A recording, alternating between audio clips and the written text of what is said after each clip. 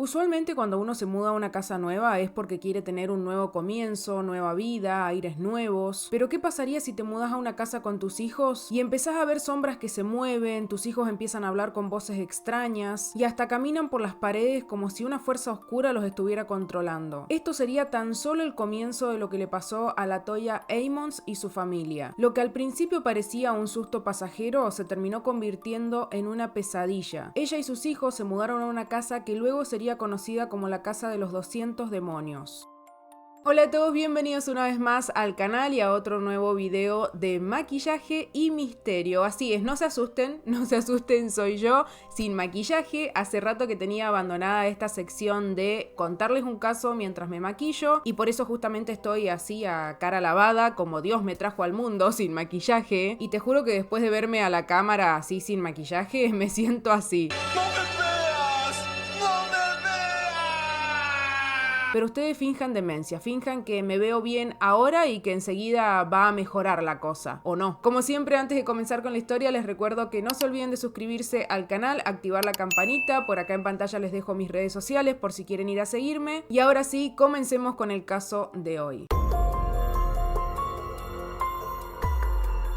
Todo empezó en noviembre del 2011 cuando la Toya Ammons, una madre soltera, junto a su madre Rosa y sus 3 hijos de 7, 9 y 12 años, se mudaron a una casa en Gary, Indiana, Estados Unidos. La casa era normal, no tenía ningún detalle en especial, era simple, de un solo piso, ubicada en un barrio tranquilo, pero casi desde el primer día las cosas se sintieron un poco raras. A los pocos días de haberse mudado, la Toya y su madre empezaron a notar cosas extrañas adentro de la casa. Lo primero fue que en el garage notaron una plaga de moscas negras, lo que era rarísimo porque estaban en diciembre, es decir, pleno invierno, y si bien la Toya y su madre mataban las moscas y después limpiaban todo el lugar, las moscas al otro día volvían a aparecer. Después, Rosa, la madre de la Toya, afirmó que escuchaba pasos como si alguien bajara las escaleras y abriera las puertas. Rosa también contó que en un momento se quedó dormida en la sala y vio la figura sombría de un hombre en una esquina. Cuando la vio se asustó y se levantó a prender la luz, pero esta sombra ya no estaba. Además, en el suelo también pudo ver pisadas que tenían barro que se dirigían hacia la habitación de los niños. Y además, en varias ocasiones afirmó haber sido asfixiada por una fuerza desconocida. La Toya y su madre hablaron en varias ocasiones sobre estos sucesos, pero no le encontraban una explicación. Decidieron cerrar la puerta que iba al sótano, pero las noches siguientes escuchaban golpes como si alguien estuviera golpeando la puerta, pero del otro lado del sótano. Con el paso de los días, los sucesos paranormales se intensificaron en la casa. En la noche del 10 de marzo del 2012 había fallecido un familiar y la Toya organizó con varios familiares una reunión en la casa que se extendió hasta tarde. De repente, a las 2 de la madrugada, escucharon un grito desgarrador que provenía de la habitación de Rosa, donde justamente estaba durmiendo su nieta mayor de 12 años. Todos los familiares que estaban en la reunión salieron corriendo hacia la habitación para ver qué era lo que pasaba y de repente cuando entran se encuentran a la niña levitando sobre la cama. Cuando todos vieron esa escena que les causó terror, de más está decirlo, armaron un círculo alrededor de la cama y empezaron a rezar. Y al rato de eso la niña dejó de levitar y cayó lentamente sobre la cama. Cuando se despertó no se acordaba de nada de lo que había pasado. Después de eso, todas las personas que presenciaron ese suceso no se animaron a volver nunca más a la casa de la Toya. Después de este incidente, los eventos paranormales no cesaron, al contrario, se intensificaron. En ocasiones los niños eran lanzados por fuerzas extrañas, empujados contra la pared. También a veces escuchaban ladridos de perros cuando ellos no tenían perros y no había ningún perro cerca de la casa. En un momento los hijos de la Toya dejaron de comportarse como siempre y hablaban con voces graves, se le dibujaban sonrisas extrañas en su rostro y los ojos se le ponían blancos. Estos sucesos paranormales serían tan solo el comienzo de lo que venía después. La Toya y su madre hablaron del tema y decidieron buscar ayuda de alguien que pudiera lidiar con eso, que no sabían qué es lo que era, pero ellas creían que era algo sobrenatural. Llamaron a varias iglesias locales, pero la mayoría se negó a escucharlas hasta que un ministro de una iglesia aceptó ir a visitar la casa. Y cuando el ministro visitó la casa, les sugirió que en la vivienda había espíritus. Les recomendó limpiar toda la casa con amoníaco y lejía y también les dijo que hicieran cruces con aceite en todas las puertas y ventanas. Además, la Toya también echó aceite sobre las manos y los pies de los niños y también hizo cruces con aceite en sus frentes para evitar que estos fueran poseídos. Después de la visita del ministro religioso, la Toya llamó a 2 clarividentes que le dijeron que la casa estaba poseída por demonios, 200 demonios para ser exactos, y le sugirieron que se mudara con toda su familia, lo que no era una opción para la Toya porque ellos tenían problemas económicos y justamente habían encontrado esa casa con el alquiler muy económico y bueno, ahora sabemos por qué estaba tan barato el alquiler de la casa. En lugar de mudarse, la Toya decidió seguir el consejo de la vidente y puso un altar en el sótano. Cubrió una pequeña mesa con una sábana blanca, luego colocó una vela y una estatua de la Sagrada Familia sobre ella y abrió la Biblia en el Salmo 91. La Toya se vistió de blanco, se puso un pañuelo en la cabeza y fue alrededor de toda la casa quemando un palo de salvia y leyendo la Biblia. Dibujó una cruz con el humo era tan espeso que apenas podían respirar ahí adentro. Después de esto, la Toya dijo que durante 3 días no pasó nada extraño, parecía que se había calmado todo, pero después de unos días la situación empeoró. Los demonios que habían en la casa ya no solo poseían a los niños, sino también a la Toya. Los más pequeños seguían experimentando cambios en sus voces, se le dibujaban sonrisas extrañas en su rostro, y la madre de la Toya, Rosa, decía que a ella los demonios no podían afectarla porque había nacido con protección contra el mal, o sea, como que tenía un ángel que la protegía. El niño más pequeño solía sentarse adentro del armario y hablar con un niño que nadie más podía ver, y cuando la Toya le preguntaba con quién estaba hablando, el niño le decía que hablaba con otro niño que le explicaba cómo se sentía ser asesinado. Además, el pequeño una vez salió volando del baño como si alguien lo hubiera arrojado, y su hermana sufrió un golpe en la cabeza con un objeto que le causó una herida que necesitó sutura. La niña de 12 años contó que en algunas ocasiones sentía como si alguien estuviera estrangulándola o sujetándola al punto de no poder hablar ni respirar. También escuchaba voces que le decían que no volvería a ver nunca más a su familia o que no viviría más de 20 minutos. Algunas noches eran tan malas que la familia dormía en hoteles para poder descansar. Aparte que los niños llevaban varios días sin ir a la escuela porque como no podían dormir en la noche,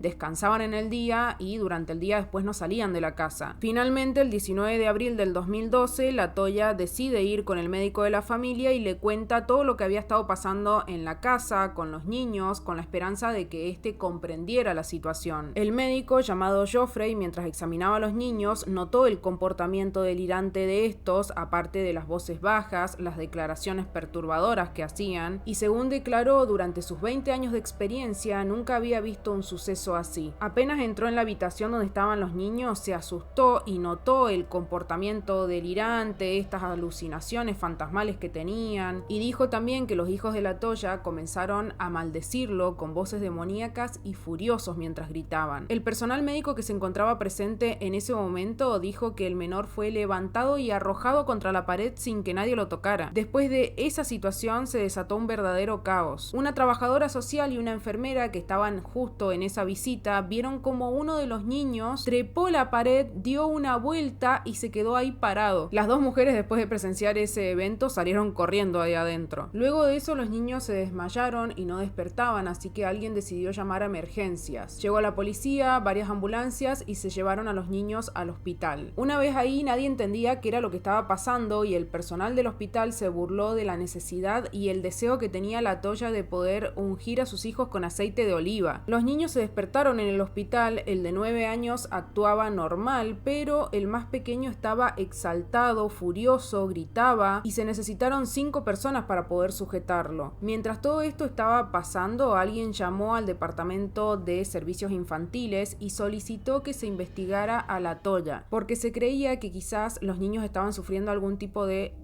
o de negligencia infantil en la casa y que quizás la Toya tenía alguna enfermedad mental. Para dirigir la investigación inicial designaron a una coordinadora llamada Valerie Washington. Cuando la coordinadora Valerie llegó al hospital, hizo que un psiquiatra evaluara a la Toya. Después escribió un informe que decía que el personal había evaluado a la Toya y a los niños y que los había encontrado en perfecto estado de salud, sin marcas, sin moretones, y que la Toya se encontraba en pleno uso de sus facultades mentales. Luego de eso, la coordinadora entrevistó a toda la familia y mientras hablaba con la Toya, el niño más pequeño empezó a gruñir mostrando sus dientes y sus ojos se le pusieron completamente blancos. Después de eso se lanzó sobre su hermano mayor y puso sus manos alrededor de su cuello como queriendo asfixiarlo y tuvieron que intervenir varios adultos para poder sacarlo. Más tarde esa misma noche se llevaron a los dos niños para poder entrevistarlos y su abuela se sumó a ellos. Nuevamente el más pequeño empezó a gruñir, pero esta vez a su hermano mientras lo miraba a los ojos y con una voz grave y antinatural le dijo: "Es hora de morir, te voy a matar". Mientras el más pequeño hablaba, el hermano mayor comenzó a golpear su cabeza contra el estómago de su abuela. Esta lo sujetó para que no se golpeara tan fuerte y comenzó a rezar. Según el informe de Valerie, donde quedaron registrados todos los hechos que acabo de mencionar, varias personas fueron testigos de cómo el niño de 9 años trepaba hacia atrás la pared hasta el techo, dio una vuelta sobre su abuela y aterrizó en el piso, sin nunca soltarle la mano a su abuela. Una enfermera dijo que era imposible que haya hecho eso. Por más que estuviera sosteniendo la mano de su abuela, no había manera de que el niño caminara hacia atrás, diera una vuelta y que cayera, o sea, básicamente como si no existiera la gravedad. Después de esto le contaron a un médico lo que había pasado y este no les creyó y le pidió al niño si podía volver a subir por la pared. Una enfermera le dijo al médico que creía que era imposible que el niño volviera a repetir la hazaña. Y ahí el pequeño dijo que no se acordaba de nada de lo que había pasado y que no podía hacer eso que le estaban pidiendo porque era prácticamente imposible. Ese día el informe policial concluyó en que podría haber una presencia maligna afectando a la familia. El niño más pequeño quedó internado en el hospital y la Toya se quedó con él para poder hacerle compañía, mientras Rosa se fue con el niño de 9 y la nieta de 12 a la casa de unos familiares. Al día siguiente era el cumpleaños del más pequeño, que cumplía 8 años, y la Toya le dijo a su madre que volviera a traer a sus hijos mayores al hospital, así que fueron, llevaron un pastel y festejaron todos juntos. Durante el festejo llegó Valerie y le informó a la Toya que los niños serían retirados de su cuidado hasta que pudieran investigar bien el caso. Escuchar esto para la Toya fue desgarrador porque como madre había hecho lo imposible por proteger a sus hijos. Quería salir adelante con su familia, pero lamentablemente terminaron separándolos. Los dos hijos varones fueron llevados a hogares de acogida distintos y la hija mayor fue llevada a la casa de unos familiares. A ver, en parte esta decisión de retirar a los niños del cuidado de la Toya fue porque muchas personas no se creían esta historia de los espíritus y demás. La Toya era una mujer religiosa que creía en entidades y decía que en la casa había demonios. Había consultado con clarividentes, había hecho varios santuarios que había puesto en el sótano, el lugar donde justamente ella decía que sentía como con más fuerza esta presencia de las entidades. Y el problema fue que cuando comenzaron las investigaciones y la policía fue a la casa, se encontraron con todos estos santuarios que ella había hecho y la casa llena de Biblias por todos lados. Y habían algunos que creían que quizás la religiosidad la estaba llevando a tener estos comportamientos delirantes o que quizás quería lucrar con toda esta historia. Pero más allá de los escépticos, hubo alguien que le creyó y decidió ayudarla. El padre Michael Maginot, quien decidió visitar la casa y entrevistar a la familia después de saber lo que habían estado experimentando. El 22 de abril del 2012, el padre fue a la casa y la Toya y su madre le contaron durante 2 horas todos los detalles de los sucesos paranormales que habían estado viviendo. En un momento, Rosa detuvo la entrevista y le señaló al padre la luz del baño que estaba parpadeando, y el parpadeo se detenía cada vez que el padre se acercaba, lo que él atribuyó a una presencia demoníaca. Debe tener miedo de mí, pensó él en ese momento. Rosa señaló nuevamente otro suceso, y es que las persianas de la cocina se estaban moviendo a pesar de que no había corriente de aire, y el padre también pudo ver huellas de pies mojados en el suelo. En un momento la Toya se quejó de que tenía dolor de cabeza y Maginot comenzó a sospechar que quizás ella también estaba poseída, así que puso un crucifijo en la cabeza de la mujer y esta comenzó a convulsionar. Cuando sacó el crucifijo, esta se detuvo. Después de esta entrevista que duró 4 horas aproximadamente, el padre Maginot ya no tenía dudas de que la familia estaba siendo atormentada por demonios. Bendijo la casa antes de irse, leyó la Biblia y roció agua bendita por todas las habitaciones. Aún habiendo bendecido la casa, el padre le dijo a la Toya que lo más seguro era que se fueran de la casa, que no durmieran ahí esa noche. Así que la Toya y su madre se mudaron temporalmente a la casa de un familiar. Menos de una semana después, las mujeres regresaron a la casa junto a Valerie, un ayudante y 3 oficiales de policía para poder verificar el estado de la casa. La Toya se negó rotundamente a entrar a la casa, pero Rosa sí que los acompañó. La planta principal de la casa contaba con 3 dormitorios, una sala de estar, un baño, suelos de madera, una cocina abierta, y en la cocina había una puerta que conducía al sótano con un suelo de hormigón. Justo debajo de las escaleras había un suelo de tierra que La Toya le había dicho a Valerie y a los oficiales que era donde ella sentía que había más energía negativa. El suelo de tierra tenía hormigón que lo rodeaba, que estaba roto como si alguien lo hubiera partido a propósito. El santuario que había hecho La Toya con la sábana blanca y la vela seguían ahí todavía. Y Rosa le dijo a los oficiales que parecían emanar demonios de debajo de las escaleras, justo donde estaba este piso de tierra. El capitán de policía Austin, que si bien creía en fantasmas o cosas sobrenaturales, no creía en demonios, pero cambió de opinión después de haber visitado esta casa. Cuando bajaron al sótano llevaban unas grabadoras de sonido que comenzaron a fallar, prendían luces como si se les estuvieran agotando las baterías, y eso era imposible, dijo uno de los oficiales, porque las baterías estaban nuevas y se las habían puesto ese mismo día. Uno de los agentes grabó un audio que escucharon después más tarde y se podía escuchar una voz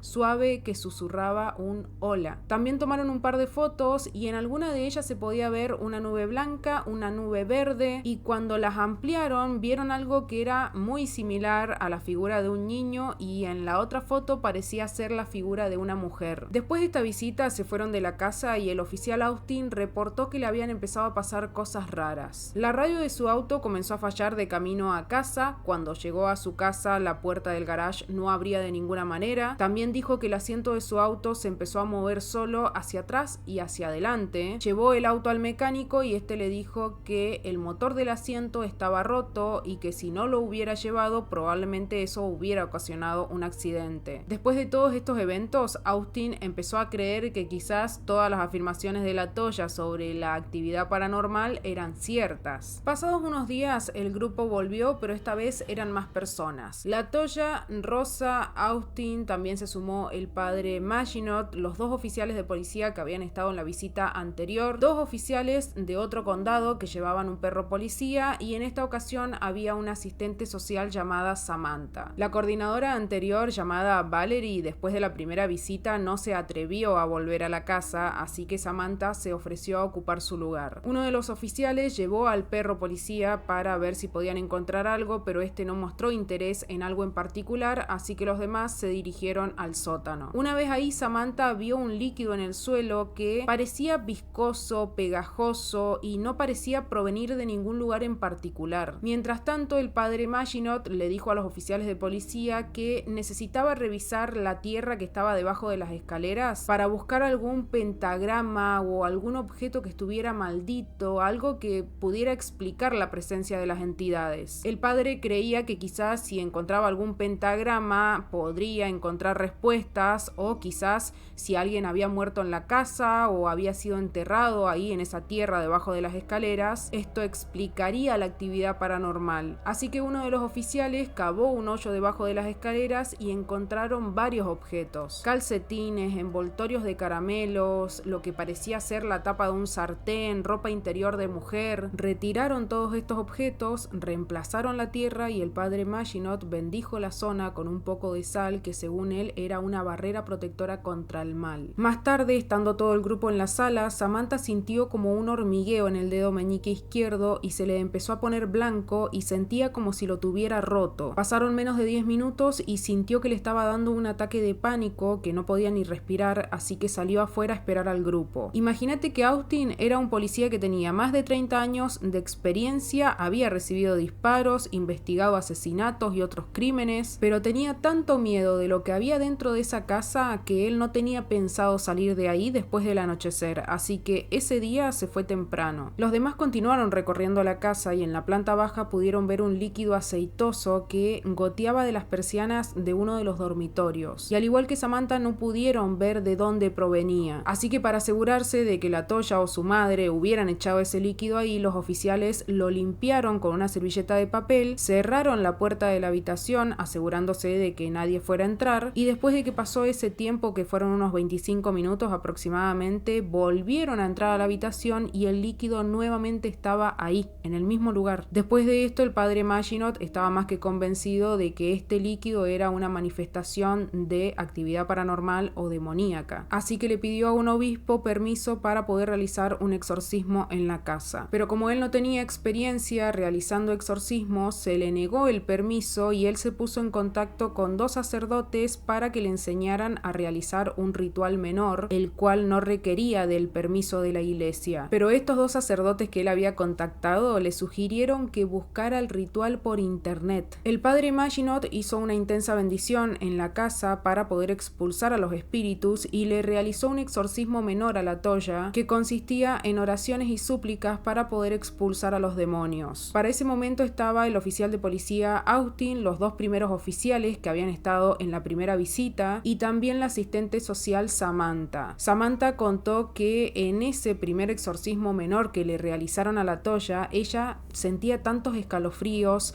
podía sentir como que había alguien más allá adentro en la habitación con ellos. Alguien o algo que le respiraba en la nuca. Después de la primera visita, Samantha dijo que había empezado a tener problemas de salud. Una semana después de haber visitado la casa, sufrió quemaduras de 3er grado con una motocicleta, sufrió también distintas fracturas en su cuerpo, una mano que se quebró golpeándose contra una mesa, un tobillo que se fracturó corriendo en chanclas. También contó que varios amigos dejaron de hablarle porque creían que algo de la casa se le había pegado a ella. Se necesitaron 3 exorcismos para poder ayudar a la Toya, 2 de ellos se hicieron en inglés y uno en latín, y durante los mismos la Toya convulsionó y dijo que sentía que dentro de su cuerpo había algo que no quería salir y le causaba daño al mismo tiempo. Le dolía tanto el cuerpo que lo comparó con un parto natural, como para que te des una idea. Hasta que finalmente se quedó dormida y cuando se despertó parecía que ya estaba todo bien. Finalmente se pudo reunir con sus hijos en noviembre del 2012, unos 6 meses después de que se los quitaran, y la familia se mudó a una casa en Indianápolis donde ahora viven sin miedo. Ahora vamos a ir con unos detalles como para que debatamos si esta historia es real o fue un engaño. Aunque muchas personas fueron testigos de la actividad paranormal que afligía a la familia, muchas otras personas se mantuvieron escépticas. Por ejemplo, en una de las evaluaciones que le hicieron a los niños, el médico escribió que parecía ser el típico caso triste donde los niños actuaban así porque eran inducidos por su madre y que encima ella reforzaba toda esta actitud y los relatos sobre los demonios. Y además, el propietario de la casa afirmó que nunca antes había tenido ninguna queja por actividad paranormal antes de que llegara esta familia a la casa. Y la teoría más importante es la que tenía el padre Maginot. Y es que la Toya tenía una expareja que aparentemente estaba casado y ella no lo sabía, justamente este fue el motivo por el cual se habían mudado. Y cuando el padre le mencionaba el nombre de esta expareja, empezaban a pasar cosas raras en la casa. Se prendían y se apagaban las luces, se movían algunos objetos y además ella recordó que en un momento este hombre le pidió su ropa interior para conservar como recuerdo supuestamente, y también recordaba unas zapatillas que nunca más encontró, al igual que una foto familiar que desapareció, nunca más volvió a verla. En esos tiempos la Toya recibió la llamada de una mujer que parecía ser la esposa de este hombre y la Toya le dijo que no tenía ni idea de que él era casado y que terminaría con él. La mujer furiosa le dijo que se iba a arrepentir de haber tenido algo con su marido. En conclusión, el padre Maginot pensaba que la Toya y la familia estaban siendo víctimas de una maldición que quizás esta expareja y su esposa le habían hecho. En 2014, el investigador paranormal Zach Bagans compró la casa y tras adquirirla dedicó años a filmar un documental que se llamó La Casa del Demonio, y afirmó que la filmación del documental llevó mucho más tiempo de lo esperado por algunas apariciones fantasmales y que el equipo se vio obligado en varias ocasiones a tener que abandonar el set. Aparte, también tuvo que despedir a un miembro del equipo que se había empezado a poner violento después de haber estado en contacto con la casa y verse afectado. En 2016, Zach decidió demoler la casa porque según él lo que habitaba ese lugar, es decir una fuerza oscura, inteligente y poderosa, podría afectar a otras personas si quedaba intacta y pasaba a otro propietario. Lo que sí conservó fueron las escaleras del sótano que hoy día se encuentran en exposición en su museo de Las Vegas. En el lugar donde estaba la casa ahora hay un lote vacío con césped y un árbol grande, aunque los restos del sótano quedaron enterrados bajo tierra y escombros, y el padre Maginot dijo que por fuera afuera de la casa, justo en la zona donde se encontraba el sótano, había señales de rituales oscuros y consideraba que quizás había quedado algún portal abierto hacia el infierno. Así que le aconsejaba a la gente que no recogiera objetos del lugar o que pasaran por afuera sin protección espiritual, porque varias personas lo habían hecho y después de esto habían reportado dolores de cabeza y pesadillas durante varios días. Por último, no se tienen muchos detalles sobre la familia. Lo que sí se sabe es que el hijo menor de LaToya falleció el 8 de octubre del 2021 con tan solo 17 años, aunque no se tienen muchos detalles de su fallecimiento. Esto es todo sobre el caso paranormal de hoy. Déjenme saber en los comentarios qué piensan, si fue una historia real o fue algo que inventó LaToya para poder hacer un poco de dinero, ya que en ese momento tenían problemas económicos. Aunque fue un caso que no solamente afectó a la familia Ammons, porque hubieron varias personas que después sufrieron los sucesos paranormales, lo cual le daba un poco más de credibilidad a la historia. Si les gustó el video, no se olviden de darle like, síganme en mis redes sociales y ahora sí me despido y nos vemos en el próximo video. ¡Chao!